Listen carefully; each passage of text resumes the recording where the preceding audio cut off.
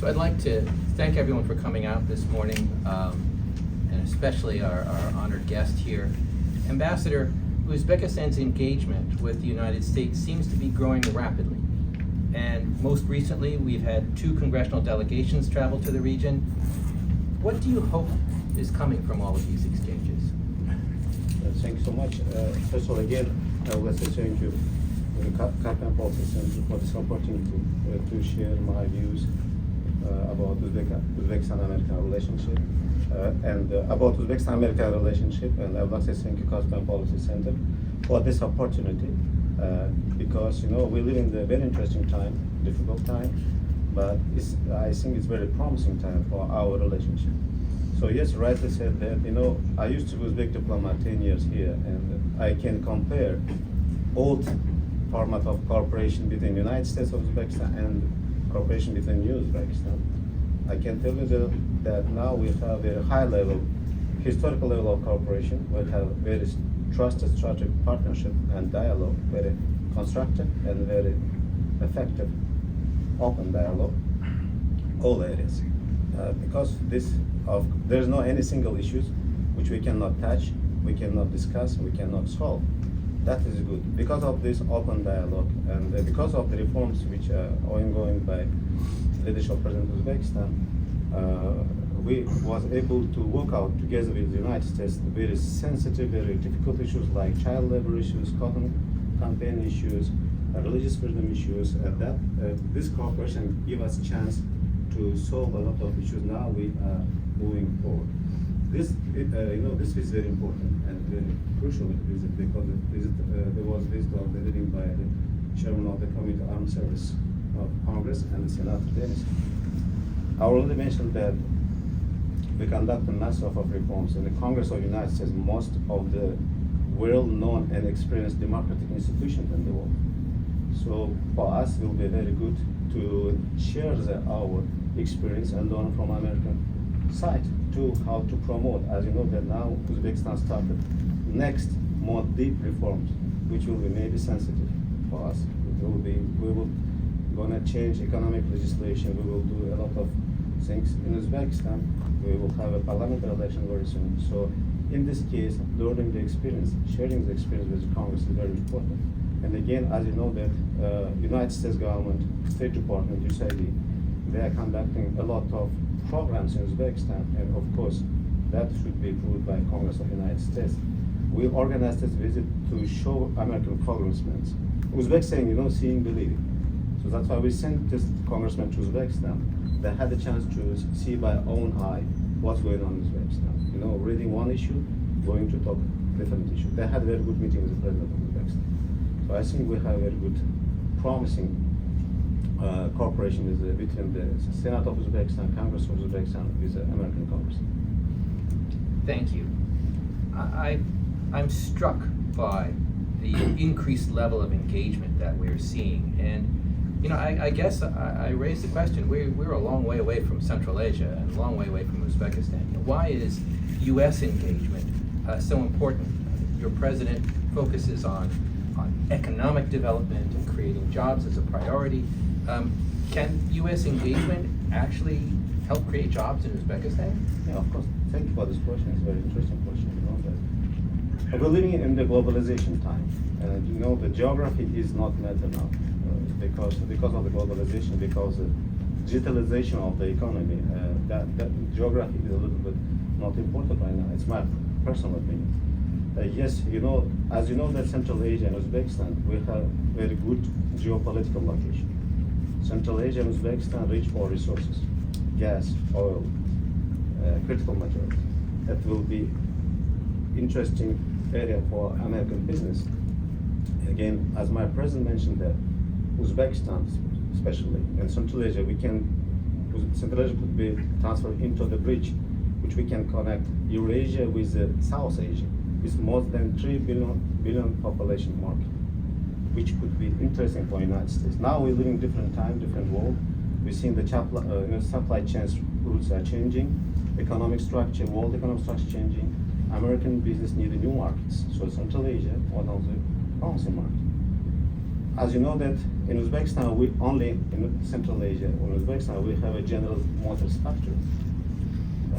More than 30 years, we're producing GM American cars in Central Asia, 1,500 per year. And there's more than 500 people are working. This success story, but I will tell you a new story. Uzbekistan become a IT hub for American business. We have most development IT parks in Central Asia, and Uzbekistan become IT hub for American business. And now a lot of companies, outsourcing companies, central calls working for American business. Right now we have more than 100,000 young Uzbeks engaged to the IT service. And last year, export of Uzbekistan was more than $500 million. 70% went to American market.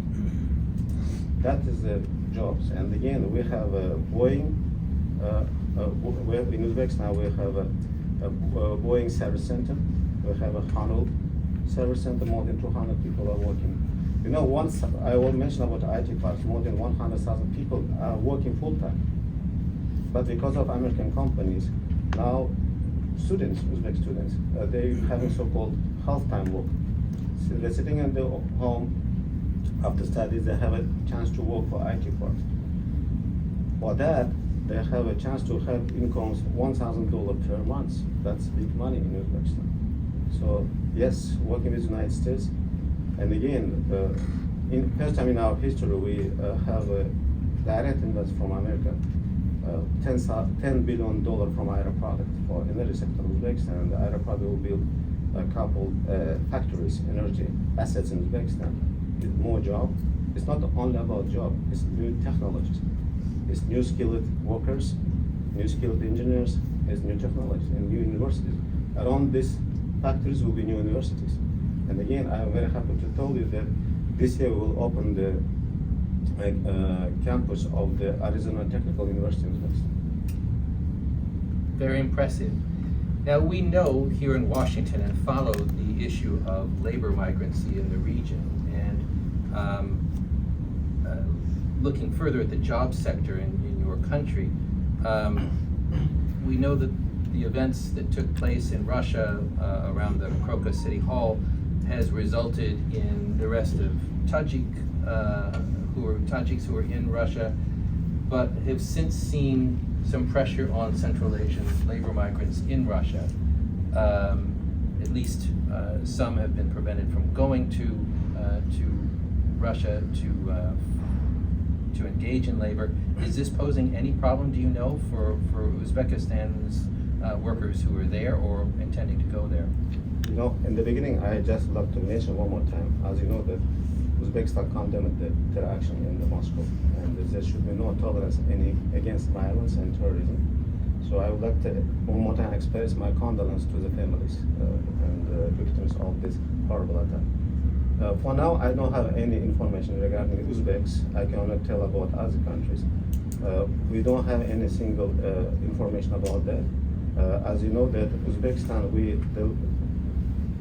during the last years, we signed agreements not only with Russia, with other countries regarding the migrant issues, migrant working issues, providing the rights of the migrants. So far, is everything going well? But right now, I don't have any single information about it. Fair enough. I would note that your government put out a statistic recently that labor remittances from Russia for Uzbekistan have dropped by 50% over the past year, which is a remarkable statistic. And I guess the question, why is that? Is it the war in Ukraine? Is it the fact that there are other places for Uzbek labor migrants to go? I saw Canada announced 5,000 job openings for qualified Uzbeks. Is that really developing now? And what about the United States? Yes, thanks so much. It's not has nothing to the Ukraine. You know, the main reason, as you know, that last 5-7 years under the leadership of President Mirziyoyev, we conducted massive reforms in Uzbekistan, and Uzbekistan opened up, and we fighting against corruption. We created very favorable conditions for investors. Because of that, we create in Uzbekistan, we already realized more than 1,000 economic projects. For example, we're creating 500,000 jobs per year, because population of Uzbekistan is 77 million, and 60% of population under 30 years old. So per year we're creating 500,000 jobs. It's our strategy. So we open a lot of new factories in Uzbekistan. I already mentioned about the IT parks. Right now, IT park has already full-time work, more than 100,000 people working already. So because of economic reforms, we're creating a lot of new jobs. In Uzbekistan, we have opened new opportunities for young people, and we're investing for the human capital. And again, that as you know, that we invite the Peace Corps. We open a lot of English teaching centers. Now Uzbek workers, they have a more high quality skills. They're very well speaking in English, in Arabic, in Chinese, and Korean. And we signed agreement with different countries, with Canada, with China, with South Korea, with Saudi Arabia. Now Uzbeks have more opportunity to go to different countries. And it's going legal way. We signed agreements. We not only signed agreement regarding the migrant workers, we all embassies closely working to provide their rights. If any workers in any country will have problem, we have a call centers, embassies, and embassy will be immediately engaged to protect their rights. Remarkable changes, a remarkable difference over what the past has seen. So let's change topics. Looking at Uzbekistan, one of the most critical issues facing the country at this point is water. You generate only about 20% of the water that you use, and most of it comes from the Amu and Sir-Darya rivers. Afghanistan's building the AQSh Canal, which threatens a significant amount of that water flow. And most of your water, 90% of the water that you do get, is used for agriculture. So I guess the question, given the Aral Sea and sort of the challenges of what we see as water decline in the region overall, President Mirziyoyev has focused very much on the water issue, and he sees this as, some of these issues as irreversible. And so I guess the question is, with a growing population, what is to be done on the water crisis? And, is there a role for the United States for assistance in this sector? Thanks so much. Yes, water issue is traditionally very sensitive issue for Central Asia. And honestly saying, not only for Central Asia. Yeah. And as you know that we have a biggest problem, international problem, global problem is Aral Sea region problem. We very closely working with the UN structures, with the United States and others.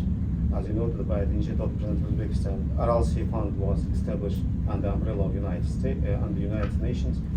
That's a very important issue. We're working with our neighbors, very closely working with Kazakhstan regarding the Aral Sea problems. And again, about Uzbekistan policy, that now we are having the strategy to implement so-called water-saving smart technologies. We are changing our agriculture sector. We're modernizing our agriculture sector. In this case, for example, we're working with American companies like John Deere, Walmart, to implement water-saving technologies. And now in Uzbekistan, we have a strategy implementing 1 million trees. It's calling it the green area, Yashil Makam. So implementing trees, we're trying to save the environment, trying to make more clean cities. Regarding the AQSh channel, we already Foreign Minister already mentioned about the position of Uzbekistan on that AQSh channel. Recently, Uzbek delegation went to Afghanistan. We have a dialogue about the AQSh channel, and we're having the dialogue with our neighbors. We're working on it.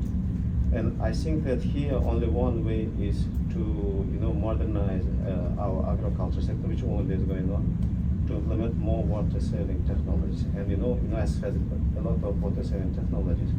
In this case, I went to Mississippi and the different states of UNESCO they had very good experience on it, Texas and others. So I think that here UNESCO could help us with technologies, with training programs, and maybe we should have some, you have very strong research institutions.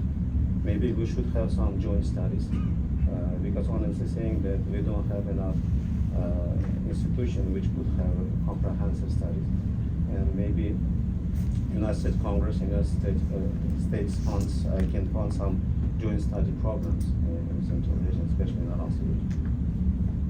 Very good. Aging infrastructure is a real challenge in your country, across Central Asia overall. Water canals are leaking, gas pipes are leaking. I can tell you that if till 2018, the production, the portion of the production of GDP was only 20%. Right now, the role of production more than close to 60. So we have a lot of factories, we have a lot of new economic infrastructures which demand the energy. So that's why we are collaborating with our traditional partners like China, Afghanistan, and we still have good relationship. You know, historically, we are our friends, we're working with them. But at the same time, we have a so-called green energy strategy, Uzbekistan 2030. Now we shifting to the so-called green energy. As I mentioned that we are enjoying a lot of investments from different countries, from Saudi Arabia, Emirates, that are more than close to 20 billion direct investments came to energy sector of Uzbekistan. For example, we are now working on the 20 solar energy projects in Uzbekistan and 7 wind energy projects. In total, they could give us more close to 7,000 gigawatt electricity powers, which will make us not only leading country on the green energy, but we become an exporter of the energy very soon. And again, as you know that in Uzbekistan we have 320 sunny days. According to experts, Uzbekistan could produce close to 2 billion kilowatt solar energy. So we shift into green energy. We believe that the green future belongs to the green energy. And for example, even if you go to Uzbekistan, in Tashkent, you can see that even the public transportation, we're using more electrical vehicles than traditional vehicles. So we have a strategy, hopefully we're moving to the right direction, I'm sure. So now we have a simplified visa regime, more than 200 countries. 200 countries citizens of 200 countries could come to Uzbekistan without any visa regime. More than 80 countries, online visa regime. For example, for the United States, the American citizen under 60 years old with no visa for 30 days, over the 55, no visa regime for American citizens.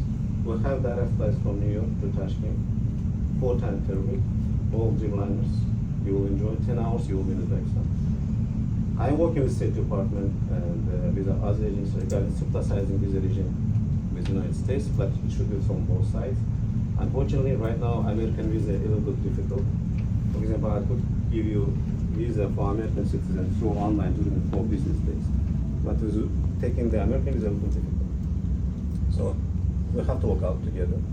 But we are very keen to promote touristic cooperation with the United States and Afghanistan. Thank you. Very interesting. You mentioned earlier an issue related to banking and changes in banking in Uzbekistan. And you've undertaken a lot of financial reform, banking reform, and I wonder, what does this mean for business? What does it mean for international business?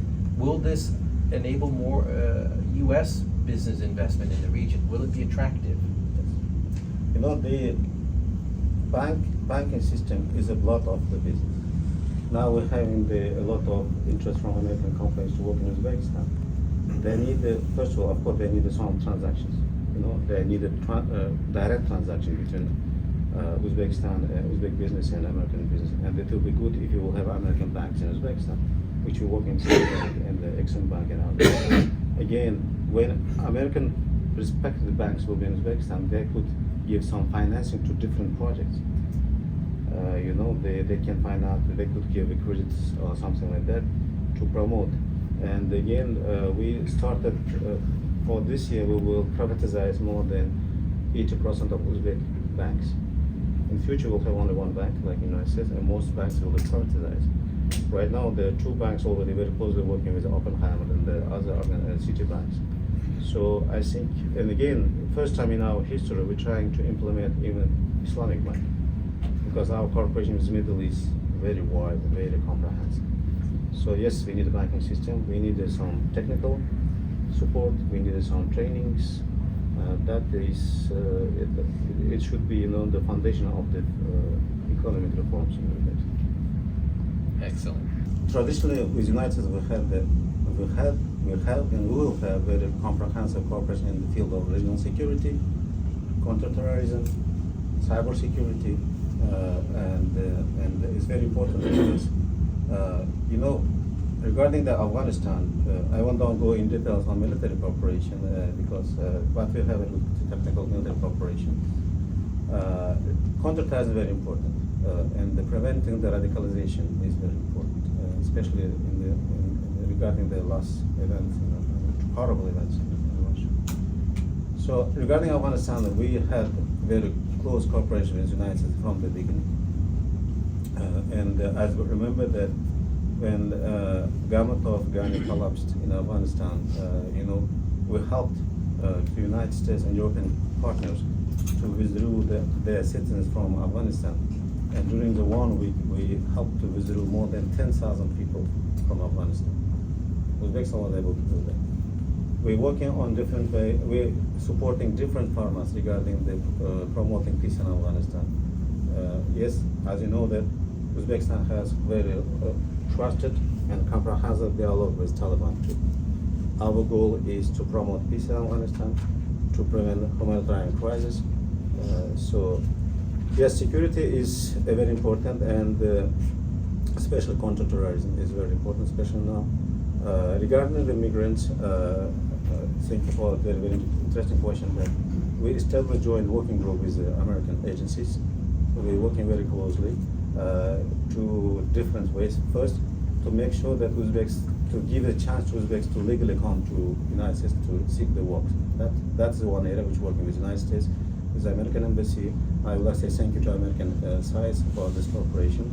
Then we are working to prevent illegal structures which are using, honestly saying that some criminal elements using the illegal immigration to bring people to the United States.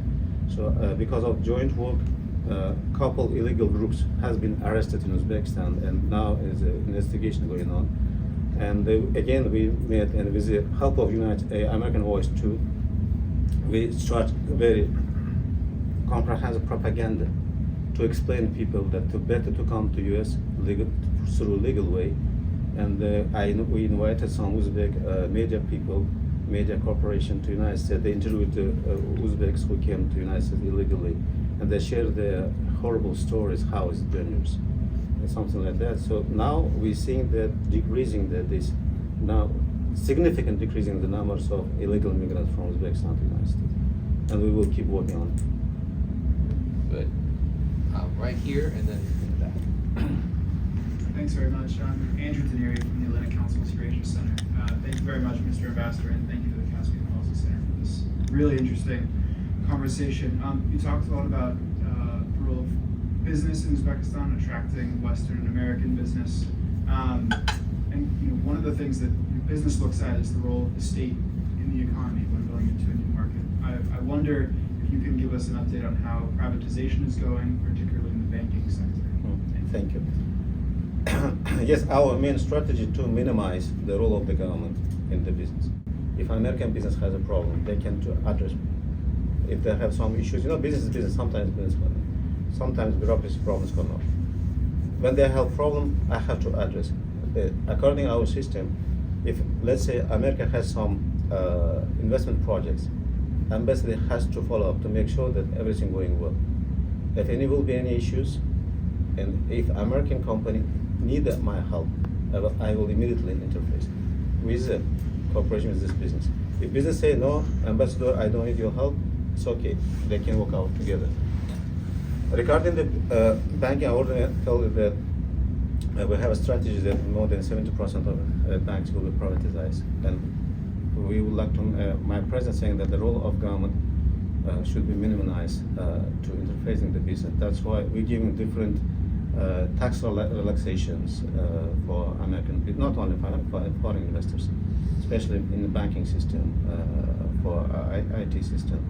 So that's very important. And again, we believe that, and again, what very important thing, which now American business very appreciated, that in Uzbekistan we now conducting very effective anti-corruption strategy.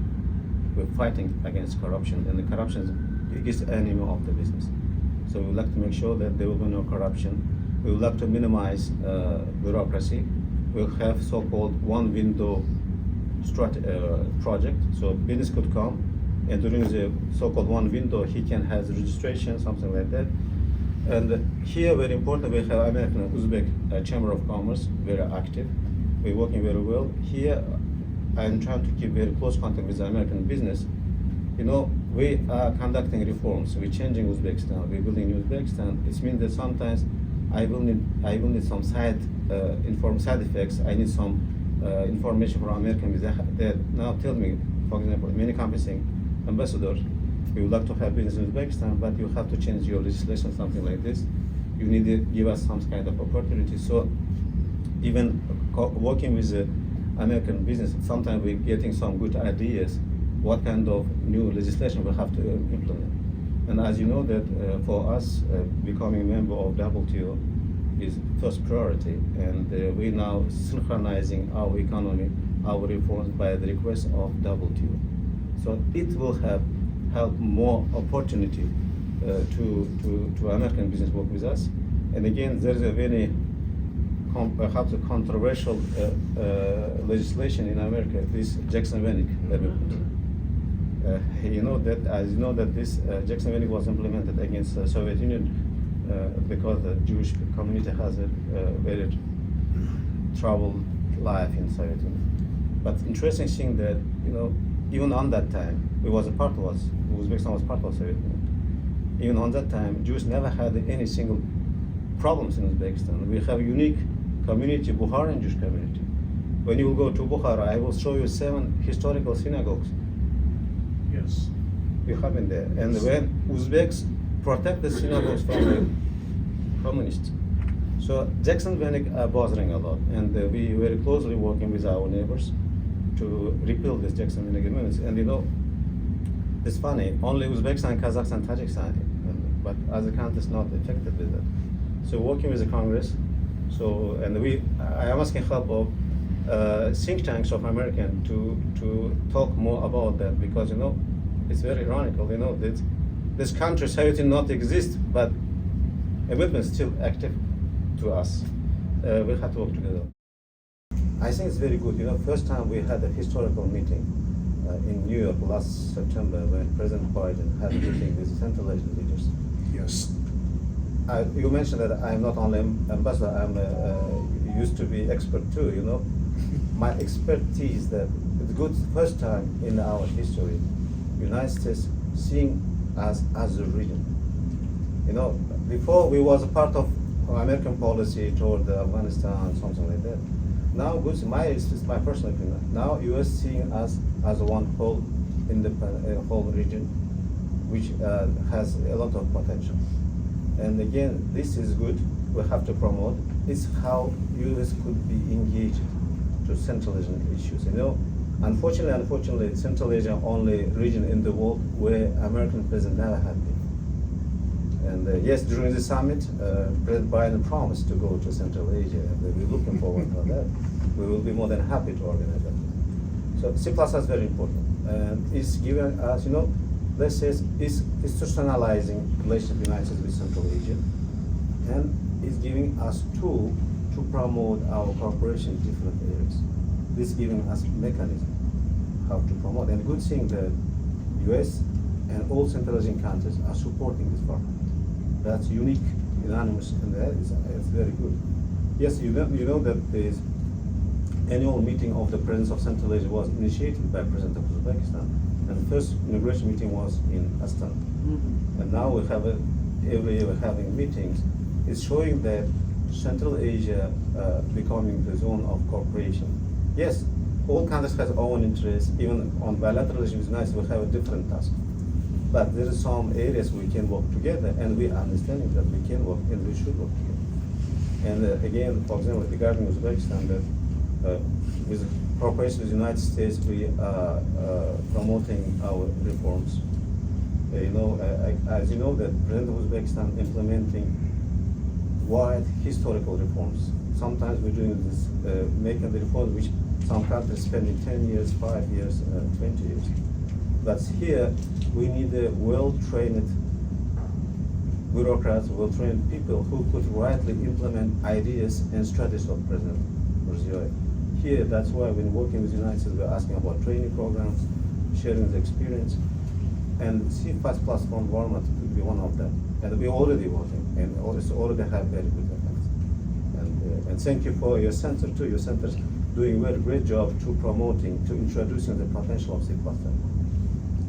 Thank you.